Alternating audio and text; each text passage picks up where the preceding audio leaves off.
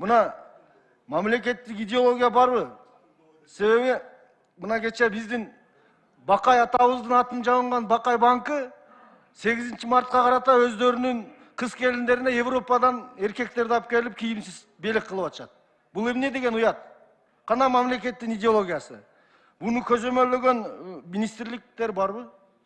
Мына президентибиздин өкүлү отурат, сизге да кайрылат элем. Россияда былтыркы алдыңкы жылы 500дөн ашык бейөкмөт уюмдарды жапкан. Эсенги өлкөлөрүндө көпчүлүк ушундай мамлекеттин идеологиясына, улуттук ар намысына, динине, улуттук каада салтына кол салган уюмдарды жабат да. Биз дагы ушуларды текшеришибиз керек болуп атат. Себеби булар такыр биздин улутка төпкөлбөгөн гей парадтарды өткөрүп атышат. Ар түрдүү жүрүштөрдү кылып атат. Мына кече коллегаларыбыз айтты, узурпация власти деп.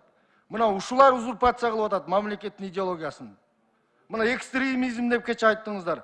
Ушулар биздин улуттун мамлекеттин идеологиясына экстремисттик жолду жүргүзүп атышат.